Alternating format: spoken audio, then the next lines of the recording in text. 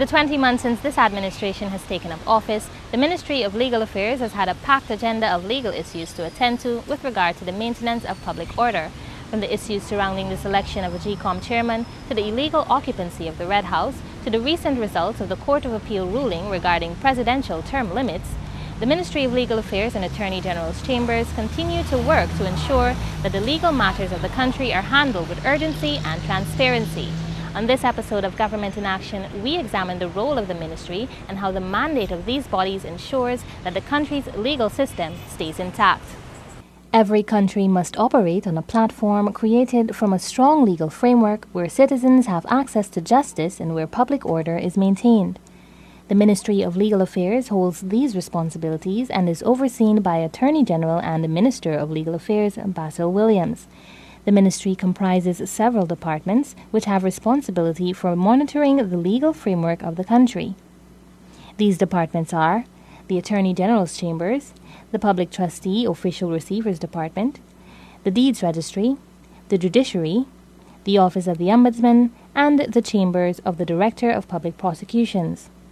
The mandate of the ministry is to ensure that proper legal services are provided to the government, to provide statutory services to the public relating to public trust and bankruptcy matters, and to register titles, mortgages, companies, societies, and other bodies, as well as other documents as required by the law.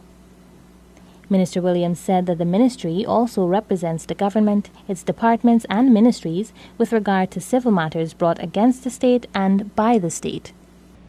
The Ministry of Legal Affairs really is the kind of linchpin in the justice sector, and it is really seen to have a remit where it coordinates and links up the different sectors within the justice sector. The Legal Affairs Ministry really is the ministry that is supposed to coordinate that sector and foster collaboration so that there could be some amount of cohesion in the administration of justice in Guyana.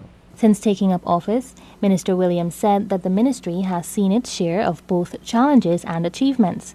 Among the challenges include administrative issues and an inefficient filing system. We don't have a proper system of filing of these legal matters. We don't have a proper, I would say, library for these files. We have a system where our files are supposed to be with lawyers who happen to be dealing with them at the moment. So we needed a centralized registry for these files. The minister said, however, that the ministry is working to overcome these and other challenges in an aim to efficiently achieve its mandate. But Minister Williams said that apart from dealing with large cases and other administrative matters, the ministry has also seen some victories, including a collaborative agreement with the University of Guyana, the University of the West Indies, and the Council of Legal Education guaranteeing 25 Guyanese law students a 3-year place at the Hugh Wooding Law School. The maintenance of public order through the monitoring of the country's legal system, however, places the Attorney General and the ministry in a position that attracts public scrutiny. In the past months, several pertinent issues have arisen in the public fore that have seen efficient action by the Ministry of Legal Affairs. Opposition leader Bara Jagdeo recently met with President David Granger to submit a second list of candidates to be considered for the position of chairman of the Guyana Elections Commission, following the rejection of the first list of candidates on the grounds that they did not meet the requirements of the Constitution. The move by the president sparked widespread debate from members of the opposition and saw the opposition leader writing to the president seeking clarification on the matter.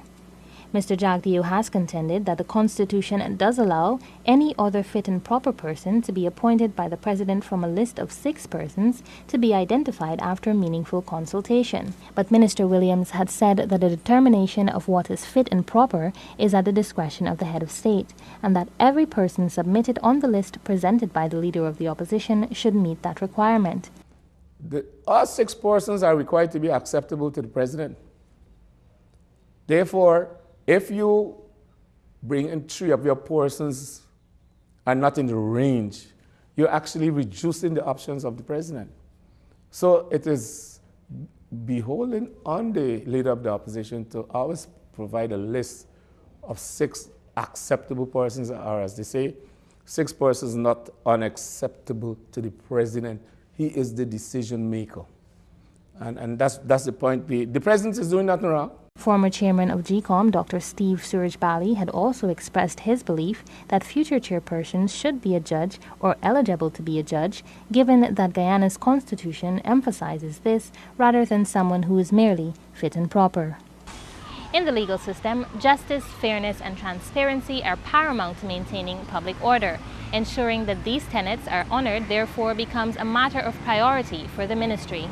Among the contentious issues dealt with by the ministry include the dispute between government and the opposition over the revocation of the lease of the Camana Court, called the Red House. In December, President David Granger ordered the revocation of the lease for the Red House, which houses the Cheddi Jagan Research Center Incorporated. The move followed more than 1 year after futile negotiations initiated by government with the CJRCI, which included having the Red House function as a source of information on all the presidents of Guyana. In a statement on the issue, Minister Williams said that based on investigations, the 99-year lease held by the CJRCI was invalid on several grounds, including that there is no evidence that then-President Donald Ramotar or the National Trust of Guyana had sanctioned it. Later in December, the People's Progressive Party Civic secured a conservatory order temporarily barring the revocation and removal of artifacts from the building. But another thing that they did, which opened the gates for us, was that they asserted in that application that it was the president who ordered that the Red House lease be revoked, and that they should leave the premises. Now, if they have raised the issue, not us. In fact, we didn't file an answer because we wanted to take these points in limine. And the point was taken that the president cannot be sued. The Constitution is very clear about that. And so since the president cannot be sued, the judge cannot proceed to hear the matter. And that's why I'm saying the judge has no jurisdiction to proceed, because they themselves have said it's the president who ordered that the lease be revoked. But even without that, we still have the other aspect where the president didn't sanction. They didn't show in their application, which they have a duty to do, that the president sanctioned or approved the lease. The Attorney General said that since the lease was over 21 years, it should have been executed in the manner of a transport, and failure to execute it in this manner meant that the court has no jurisdiction to proceed with the matter by the CJRCI. The laws of Guyana state that a president is allowed to be re-elected only once, a law which seeks to ensure that the leadership of a country is rotated in order to avoid bias and to continue the democratic process. Government believes that the 2-term limit is necessary, and following recent development has set out to ensure that this law stays intact. In 2015, private citizen Cedric Richardson challenged the 2001 law, leading to then Chief Justice Ian Chang ruling that the 2-term limit was unconstitutional. Minister Williams, in August 2015, then filed an appeal in response to the ruling, but on February 21 this year, the Court of Appeal judges, Justice Carl Singh and Justice B.S. Roy, voted to uphold the ruling of the High Court, while Acting Chief Justice Yonette Cummings Edwards went against. But government has deemed that the ruling is flawed on several grounds, including that Justice Singh's ruling on the basis that the term limit dilutes democracy is erroneous, and that democracy is actually enhanced by a term limit. We saw dynamic changes in the way the results of elections operated. We've had a majority opposition parliament and a minority government, and now we have a majority government, a majority parliament with 1 vote. The difference is 1 vote in both elections. So everyone could see the dynamism that has resulted with the change and with the introduction of a 2-term limit. The decision has also been rejected by legal practitioners such as the former Judge Justice Duke Pollard, who believes that it is contrary to the Constitution. In a letter published in the Stabroek News on July 11, 2015, Justice Pollard said, "The judgment is arguably tendentious, occasionally pleonastic, bereft of sustained rationality, and strangely and curiously, not to mention inexcusably, has eschewed the application of the required rule of statutory interpretation in construing the provisions of Article 1 of the Guyana Constitution, given the concatenation of genus-describing attributes employed therein." The recent ruling has led to government's position to take its case to the Caribbean Court of Justice for a final ruling where it is confident the right decision will be made.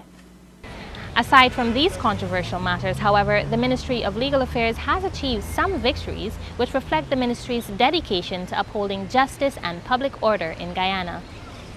One such victory is the recent case in which the courts ruled in favor of government with regard to the awarding of a $4.6 billion contract to run new power transmission lines and install over 25,000 smart meters on the coastland to Chinese company China National Machinery Import. Earlier this month, an application was made to the High Court by Fixit Depot, a bidder that was rejected in the bidding process to quash the award. Minister Williams represented the government in this case, and on February 17, Chief Justice Acting Ionut Cummings Edwards ruled in favor of the government. This was a contract to upgrade the entire network, electrical wiring for GPL throughout the country. Also to upgrade transformers and meters and these things. And you know we have a blackouts. So we were surprised really that a citizen would really come at this stage to try to block a loan. The ministry has also paid attention to the needs of local lawyers, and in an aim to ease the burden of overseas study, it was announced earlier this year that government would move to open the first ever law school in Guyana by next year. The announcement was made when Minister Williams signed a memorandum of understanding with the University of the Caribbean and Law College of the Americas, who would be partnering on the venture. Minister Williams said that the establishment of a law school would significantly reduce the cost for Guyanese to continue with their law studies and would also attract other students from across the Caribbean. With regard to the overall responsibility of his ministry, Minister Williams ensured that the government campaigned on the restoration of the rule of law and that the ministry will bring change to achieve this goal. This ministry is the ministry that protects government interests, protects the interests of citizens, and we are the custodian of the country's patrimony. And so we right now, we pass, as I said, we develop legislation for passage through the parliament. We sign on to an international treaty and convention against corruption. And we are not going to sign on to treaties and not observe them. And so we have to reduce these treaties into our national law so that they could apply in Guyana. In all these matters, Minister Williams assures that the ministry is working to ensure that public order is maintained and that justice prevails for the people of Guyana. This is Jasmine Payne. Thank you for joining us.